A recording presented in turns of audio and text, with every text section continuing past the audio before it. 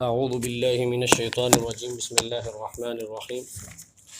والمطلقات يتربصن بأنفسهن ثلاثة قروء ولا يحل لهن أن يكتمن ما خلق الله في أرحامهن إن كن يؤمن بالله واليوم الآخر وبعولتهن أحق بردهن في ذلك إن أرادوا إصلاحا ولهن مثل الذي عليهن بالمعروف وللرجال عليهن درجة والله عزيز حكيم۔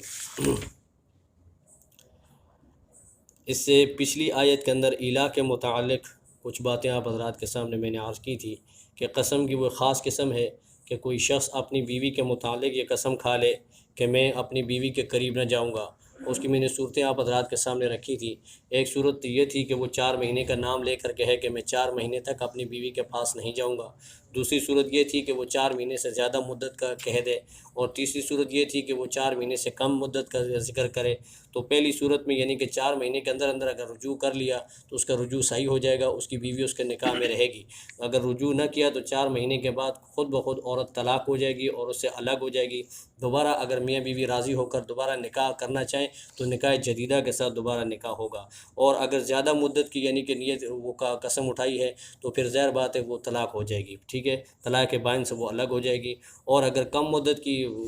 وہ قسم اٹھائی ہے 4 مہینے سے کم، تو اگر وہ اپنی قسم کو پورا کرتا ہے تو ٹھیک ہے، قسم پوری ہو جائے گی۔ اور بیوی سے اگر رجوع کرتا ہے، قسم توڑتا ہے، تو تب بھی اس کی بیوی اس کے نکاح میں رہے گی، بیوی اس سے نکاح سے نہیں نکلے گی۔ آج اللہ تبارک و تعالیٰ آگے جو ہے مطلقہ عورتوں کے متعلق یہاں جو یہ آیت ہے، یہ جو والمطلقات، تو اس سے مراد طلاق رجعی ہے۔ جن عورتوں کو طلاق رجعی واقع ہو جائے تو ان کے کیا مسائل ہیں، ان کے متعلق کیا باتیں ہیں، تو اس آیت کے اندر بتائی جا رہی ہیں۔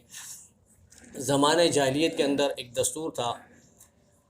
کہ لوگ جب اپنی عورتوں کو، بیویوں کو طلاق دیتے اور اس کے بعد ان کی کوئی عدت متعین نہیں تھی، وہ بیچاری سال ہا سال تک لٹکی رہتی اور انتظار کرتی رہتی، نہ ہی شوہر ان کے ساتھ جو ہے اچھائی کا معاملہ کرتے، نہ ان کی خبر گیری کرتے، اور نہ ہی ان بیچاری کو دوسری جگہ شادی کرنے کی اجازت ہوتی۔ تو وہ سال ہا سال تک اس طرح لٹکی رہتی۔ اور ایک صحابیہ کے بارے میں آتا ہے کہ اسماء بنت یزید انصاریہ رضی اللہ تعالی عنہا، ان کے شوہر نے بھی ان کو طلاق دی لیکن عدت کا تعین نہیں کیا، تو وہ آپ علیہ الصلوۃ والسلام کی خدمت میں آئی اور آ کر عرض کیا کہ اللہ کے نبی یہ معاملہ ہے، تو اسی وقت یہ آیت نازل ہوئی۔ تو اس آیت کے اندر جو ہے اللہ تبارک و تعالیٰ نے مطلقہ عورتوں کے متعلق احکامات بیان فرمائے ہیں اور ان کی عدت کا تعین بھی کر دیا ہے۔ اب عدت کے اعتبار سے عورتوں کی بہت ساری اقسام ہیں۔ ایک عورت کی قسم یہ ہے کہ اگر صغیر السن ہے، یعنی صغیرہ ہے، اس کو ابھی حیض نہیں آتا، تو اس کی عدت، اور اس عورت کی جس کو بڑھاپے کی وجہ سے حیض آنا منقطع ہو چکا ہو، حیض آنا بند ہو چکا ہو، تو ان کی جو عدت ہے وہ 3 مہینے ہے۔ 3 مہینے یہ گزاریں گی، اس کے بعد ان کی عدت ختم ہو جائے گی۔ اور اگر کوئی عورت ہے، اس کو طلاق ہوئی، اس کی 2 صورتیں۔ ایک صورت تو یہ ہے کہ اگر اس کے پیٹ میں حمل ہے تو اس کی یعنی کہ عدت وضع حمل ہے۔ اگر اس کا شوہر مر گیا تب بھی اس کی یعنی کہ عدت وضع حمل ہوگی۔ اگر اس کا مثال کے طور پہ ایک عورت وہ ہے جس کا شوہر کا انتقال ہو جائے، وہ حاملہ بھی نہ ہو اور اس کو آزاد بھی ہو، تو اگر اس کا شوہر مر جاتا ہے تو اس کی جو عدت ہے وہ 4 مہینے 10 دن ہے۔ اور اگر کوئی عورت مثال کے طور پہ وہ عمل کے اندر ہے اور اس کے شوہر کا انتقال ہو جائے تو اس کی عدت بھی جو ہے وضع حمل ہے۔ جب عمل جو ہے ہو جائے گا اس کے بعد اس کی عدت ختم ہو جائے گی۔ اگر وہ باندھی ہے، شرعی باندھی، یعنی کہ اس کے ساتھ یعنی کہ وہ باندھی ہے جس کو اسلام کے اندر یعنی کہ باندھی کا مقام ہے تو جو متعین کیا گیا ہے، تو اس کے مطابق اگر وہ باندھی ہے، اس کو حیض آتا ہے تو اس کی عدت جو ہے وہ 2 حیض ہے۔ اگر اس کو حیض نہیں آتا بڑھاپے کی وجہ سے یا صغیر السن ہونے کی وجہ سے تو اس کی عدت جو ہے وہ 1.5 ماہ ہے۔ اب یہاں جو جس عورت کے متعلق ذکر کیا جا رہا ہے، یہ وہ عورت ہے کہ جس کو طلاق ہوئی ہو اور یہ یعنی بالغہ بھی ہو، اس کو حیض بھی آتا ہو اور یہ آزاد بھی ہو اور خلوت صحیحہ بھی اس کے ساتھ ہو۔ یعنی کہ خلوت صحیحہ کا مطلب یہ ہے کہ میاں بیوی دونوں ایک کمرے میں بند ہو چکے ہوں اور اس کے بعد یعنی کہ اس نے جماع کیا ہو یا نہ کہ اس سے کوئی سروکار نہیں ہے، بس خلوت صحیحہ پائی جائے تو اس کی عدت جو ہے وہ 3 حیض ہے، ٹھیک ہے۔ اب ایک عورت وہ ہے جس کو خلوت صحیحہ سے پہلے ہی طلاق دے گی، یعنی کہ اس کے ساتھ خلوت صحیحہ نہیں ہوئی تھی، اس سے پہلے اس کو طلاق دے دی تو اس کے اوپر کوئی عدت نہیں ہے، وہ بغیر عدت کے جو ہے دوسری جگہ نکاح کر سکتی ہے۔ یہ اسی کے اندر اللہ تبارک و تعالیٰ اس کو بتا رہے ہیں۔ والمطلقات، اور طلاق شدہ عورتیں جن کو طلاق ہو چکی ہے، طلاق سے مراد طلاق رجعی ہے، یتربصن روکے رکھیں بانفسہن اپنے آپ کو، 3 قروء 3 حیض تک، ولا یحل لہن اور جائز نہیں ان عورتوں کے لیے ان یکتمنا کہ چھپائے رکھیں ما خلق اللہ جو پیدا کیا ہے اللہ نے فی ارحامہن ان کے پیٹوں میں، حیض کی صورت میں یا حمل کی صورت میں، تو دونوں صورتوں میں دونوں چیزوں کو چھپانے کی اجازت نہیں ہے۔ اب اگر وہ حمل سے ہے تو اپنا حمل ظاہر کر دے کہ جی میں حاملہ ہوں، اگر وہ حمل سے نہیں ہے تو وہ کہ جی ابھی میرا حمل نہیں ہے، اب حیض ہے تو حیض کے بارے میں بھی بتا دے وہ۔ ان کن یؤمن باللہ والیوم الآخر اگر وہ اللہ پر ایمان رکھتی ہیں اور آخرت کے دن پر ایمان رکھتی ہیں،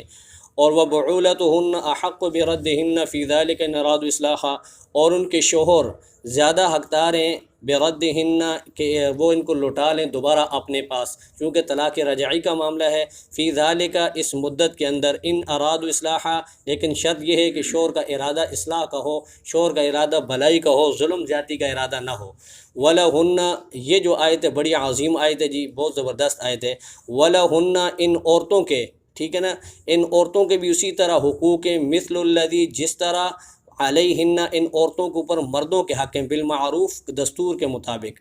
اب یہ جو آیت ہے یہ بڑی عظیم الشان آیت ہے،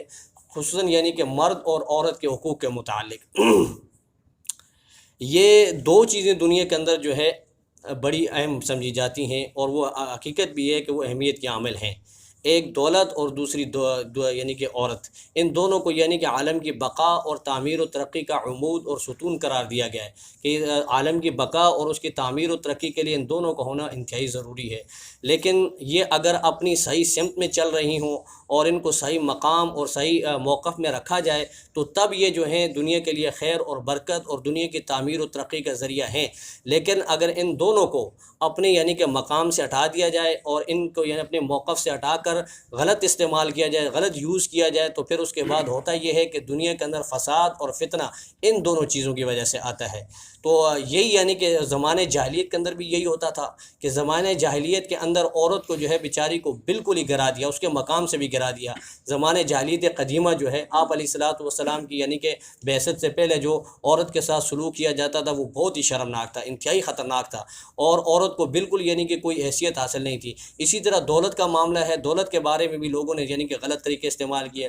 اسلام نے جو ہے ان دونوں کے بارے میں جو ہے ایک صحیح طریقہ وضع کیا، اور اسلام نے خصوصاً دولت کے بارے میں کہا، اس کے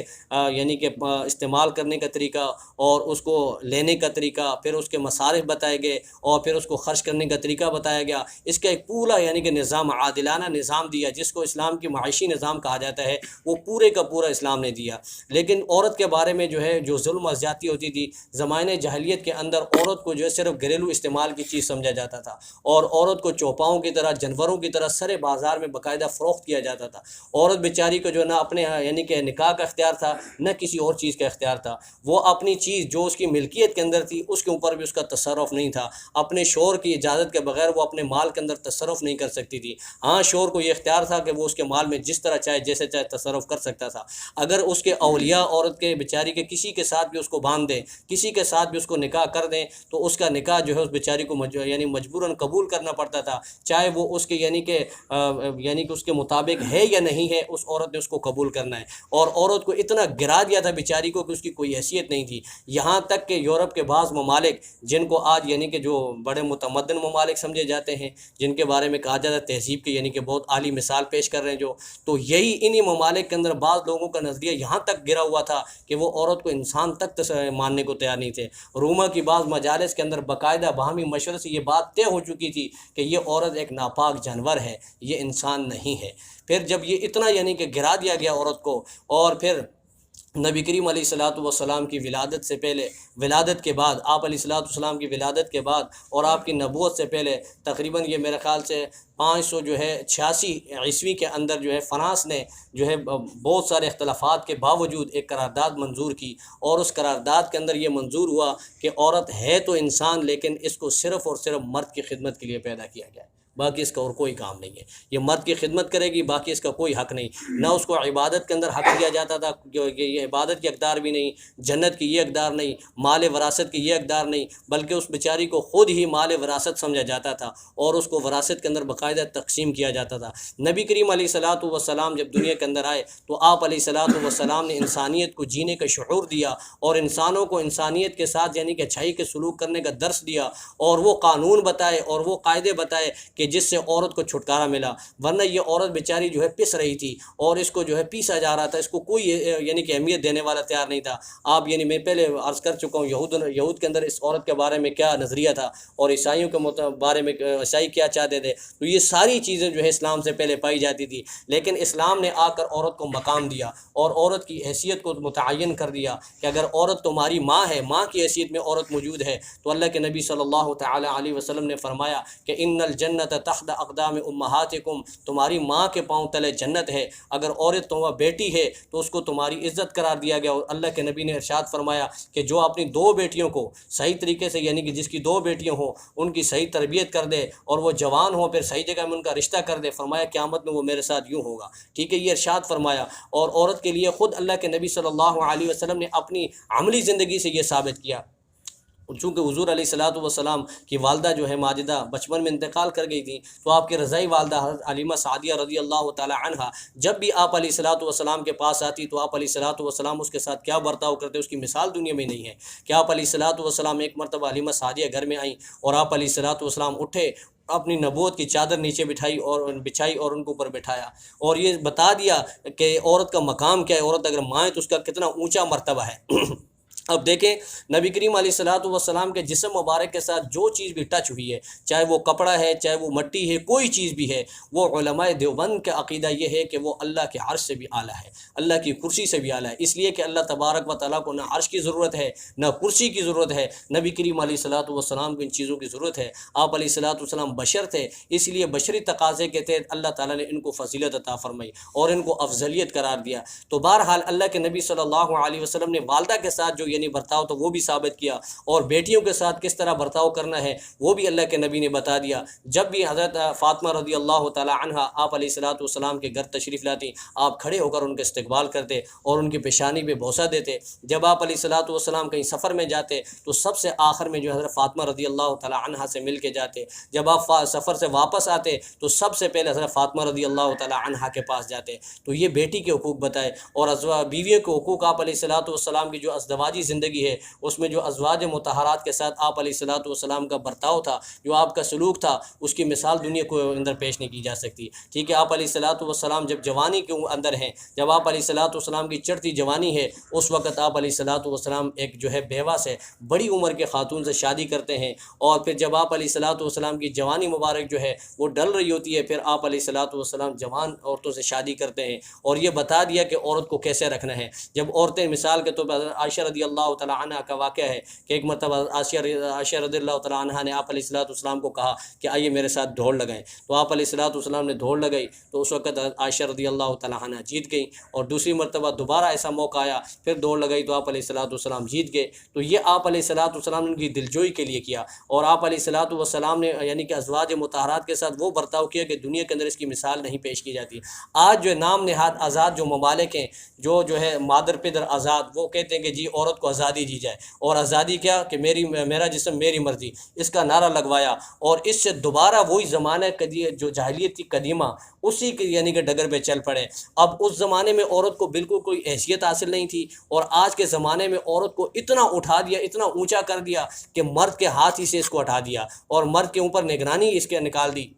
کہ جی مرد کو کوئی اختیار نہیں کہ وہ عورت کے اوپر یعنی کہ نگران بنے۔ ٹھیک ہے، تو قرآن کریم نے جو ہے یہ تمام چیزوں کو ختم کر کے درمیانہ راستہ بتایا کہ نہیں، نہ عورت اتنی مظلوم ہے، نہ عورت اتنی یعنی کہ بے اختیار ہے کہ اسی کسی چیز کا اختیار نہ ہو، اور نہ ہی وہ عورت اتنی آزاد ہے کہ اس کو بالکل آزاد چھوڑ دیا جائے، وہ اپنی مرضی سے جو چاہے کرے۔ بلکہ آگے اللہ تبارک و تعالیٰ نے اسی آیت کے اندر فرمایا کہ وَلِلرِّجَالِ عَلَيْهِنَّ دَرَجَةٌ، البتہ اللہ تعالیٰ نے مردوں کو فوقیت عطا فرمائی ہے عورتوں پر۔ اور دوسری جگہ میں اللہ تعالیٰ نے باقاعدہ اعلان کیا ہے کہ الرجال قوامون علی النساء، اللہ تعالیٰ نے مردوں کو حاکم بنایا عورتوں پر۔ یہ ایسا کیوں ہوا؟ تو آگے اللہ فرماتے کہ واللہ عزیز حکیم، یہ اللہ کی حکمت ہے۔ اس سے ایک حکمت یہ بھی ہے کہ عورت جو ہے یہ ایک ہیرا ہے، اسلام کے نزدیک عورت ہیرا ہے، ہیرا۔ اور اگر کسی کے پاس کوئی قیمتی ہیرا ہو تو آپ بتائیے کہ وہ اس ہیرے کو ہاتھ کے تھیلی پہ رکھ کے بازار میں گھومے گا، چھپا کے رکھے گا؟ ظاہر بات ہے وہ اپنی تجوری کے اندر اس کو کئی تجوریوں کے اندر چھپا کے رکھے گا کہ بھائی کسی کی نظر نہ پڑ جائے، کسی چور اچکے کی نظر نہ پڑ جائے، لوفر لفنگے کی اس پہ نظر نہ پڑ جائے،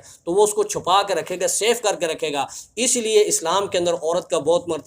بڑا مرتبہ تھا، اس لیے اللہ تعالیٰ نے اس کے اوپر مرد کو حاکم بنایا اور اس کو چوکیدار بنایا کہ اب آپ کی ذمہ داری ہے کہ آپ اس ہیرے کو سنبھال کر رکھیں۔ اسی لیے حدیث کے اندر اللہ کے نبی نے فرمایا جو مرد جو ہے اپنی بیویوں کو پردہ نہیں کراتے ان کی مثال دیوس ہے، اور دیوس کو اللہ تعالیٰ جنت میں داخل نہیں کریں گے، دیوس سے اللہ تعالیٰ کو بڑی نفرت ہے۔ اس لیے یعنی کہ فرمایا کہ اس کو چھپا کے رکھیں، یہ ہیرا ہے۔ عورت کا معنی ہی پردہ ہے، عورت کے لفظ سے پتہ چلتا ہے کہ یہ پردے والی چیز ہے۔ اور قرآن میں بھی اگر آپ دیکھیں تو جا بجا مذکر کے صیغے استعمال کیے گئے، مؤنث کے صیغے استعمال نہیں کیے گئے، بہت کم ہے۔ اس کی وجہ بھی یہ ہے کہ عورت کا یعنی کہ چونکہ احترام، عورت کا نام ہی ستر ہے، اس لیے اس کو ستر میں رکھا گیا ہے۔ باقی جو اللہ تعالیٰ نے ان کو فضیلت عطا فرمائی ہے مردوں کو، تو وہ فضیلت دنیاوی اعتبار سے ہے، اور باقی یعنی کہ اعمال کے اعتبار سے فضیلت نہیں ہے کہ جی اعمال کے اعتبار سے بھی مرد اونچا ہو گیا۔ اب مثال کے طور پہ عورت نماز پڑھ رہی ہے، مرد نماز پڑھ رہا ہے، تو مرد کی نماز اعلیٰ ہے، عورت کی نماز بیچاری نہیں ہے، ایسا نہیں ہے۔ اور آخرت کے اندر ایسے بھی ہوگا کہ بہت ساری عورتیں جو ہیں مرتبے کے اعتبار سے وہ مردوں سے کئی درجات اونچی ہوں گی۔ تو یہ دنیا کے اندر اللہ تعالیٰ نے بتا دیا کہ دنیا کے اندر تھوڑا سا یعنی کہ درجہ مردوں کو عطا کیا گیا ہے، باقی آخرت کا معاملہ جو وہ اعمال کے ساتھ ہے اور تقوی کے ساتھ ہے۔ اور جو زیادہ تقوی اختیار کرے گا، چاہے وہ مرد ہو یا وہ عورت ہو، اللہ تبارک و تعالیٰ اس کو وہاں اونچا مرتبہ عطا فرمائیں گے۔ تو یہ اس آیت کے اندر اللہ تبارک و تعالیٰ بتا رہے ہیں کہ وَلَهُنَّ مِثْلُ الَّذِي عَلَيْهِنَّ بِالْمَعْرُوفِ، جس طرح عورتوں کے اوپر حقوق ہیں اسی طرح یعنی کہ جس طرح عورتوں کا بھی اسی طرح حق ہے جس طرح مردوں کے حقوق ہیں عورت کے اوپر۔ اب چونکہ یہاں پہ ایک مسئلہ یہ بھی سمجھ لیں کہ یہاں ہو رہی ہے فرائض کی بات۔ اب جن کے اللہ تبارک و تعالیٰ نے ذمہ جو فرائض لگائے ہیں، اگر بیوی اپنے فرائض کو احسن طریقے سے ادا کرے گی تو وہ سمجھ لیں کہ اپنے شوہر کے حقوق کو ادا کر رہی ہے۔ اگر شوہر کے اوپر جو فرائض ہیں بیوی کے متعلق اگر وہ صحیح طریقے سے ان کو ادا کر رہا ہے تو سمجھ لیں کہ وہ اپنی بیوی کے حقوق کو ادا کر رہا ہے۔ آج ہر بندہ یہ بات تو کرتا ہے کہ جی حقوق حقوق حقوق، لیکن جو اس کی طرف فرائض متوجہ ہیں وہ اپنے فرائض کو نہیں سمجھ رہا، وہ اپنے فرائض کو پورا کرنے کی کوشش نہیں کرتا، اور وہ اپنے فرائض کو پورا نہیں کر رہا۔ اسی وجہ سے جو آج حق تلفی ہو رہی ہے۔ آج ہر بندہ جو اپنے حقوق کا یعنی مطالبہ کر رہا ہے، جب ہر بندہ اپنے یعنی کہ فرائض کو سمجھ لے گا تو یہ حقوق خود بخود ادا ہوں گے۔ تو آج حقوق کا مطالبہ نہ کریں بلکہ ہم فرائض کو پورا کرنے کی کوشش کریں کہ میری کیا ذمہ داری ہے، بحیثیت شوہر میں اپنی بیوی کے لیے کیا کر سکتا ہوں۔ جب میں وہ ساری ذمہ داریاں پوری کروں گا تو میری بیوی کے حقوق ادا ہو جائیں گے، اور میری بیوی جو ہے وہ یہ سمجھے کہ بھائی میں اپنے شوہر کی بیوی ہوں، میرے اوپر کیا کیا فرائض ہیں، تو وہ اپنے فرائض کو جب ادا کرے گی میرے حقوق پورے ہو جائیں گے۔ تو اس طرح جو سوسائٹی جو ہے یہ امن کا گہوارہ بن جائے گی، ہر گھر امن کا گہوارہ بن جائے گا۔ لیکن اگر یہ نہیں ہوگا تو پھر یہی ہوگا، ہر دوسرے گھر کے اندر جھگڑے فساد، اور پھر طلاق تک نوبتیں آ جاتی ہیں، بد اخلاقی، ٹھیک ہے، شوہر جو ہے وہ بیوی کے حقوق کو نہیں پہچانتا اور بیوی شوہر کے حقوق کو نہیں پہچانتی۔ اس طرح جو ہے یہ روزانہ یعنی کہ یہ حالات بن رہے ہیں۔ اور اگر عورت کو بالکل آزاد چھوڑیں گے، بے حیائی اور فحاشی اور عریانی کا ایک سمندر یعنی کہ آپ دیکھیں امنڈ آئے گا، اور پھر اس کو روکنا بہت مشکل ہو جائے گا۔ اللہ تبارک و تعالی ہم سب کو جو اس کے موافق عمل کرنے کی توفیق عطا فرمائے۔ فرمایا کہ وَلِلرِّجَالِ عَلَيْهِنَّ دَرَجَةٌ، البتہ مردوں کو علیہن ان عورتوں پر درجتن فضیلت دی گئی ہے، ایک ہونا فضیلت عطا فرمائی ہے۔ یہ فضیلت کیوں دی ہے؟ خود اللہ نے جواب دیا کہ واللہ عزیز حکیم، اللہ تبارک و تعالیٰ زبردست حکمت والے ہیں، یہ اس کی حکمت ہے کہ اس نے فضیلت عطا فرمائی ہے۔ باقی جو ہے اعمال کے اعتبار سے سب برابر ہیں۔ اللہ تبارک و تعالیٰ ہم سب کو جو ہے اپنے یعنی کہ اپنے فرائض کو سمجھنے کی توفیق عطا فرمائے، اور جس کے اوپر جو فرائض عائد ہو رہے ہیں اللہ پاک ہم سب کو پورا کرنے کی توفیق عطا فرمائے۔ وآخر دعوانا ان الحمد للہ رب العالمین۔ اللہم صلی علی سیدنا و مولانا محمد وعلی آل سیدنا و مولانا محمد وبارک وسلم۔ ربنا تقبل منا انک انت السمیع العلیم وتب علینا انک انت التواب الرحیم، وصلی اللہ تعالی علی خیر خلقہ محمد وعلی آلہ وصحبہ اجمعین۔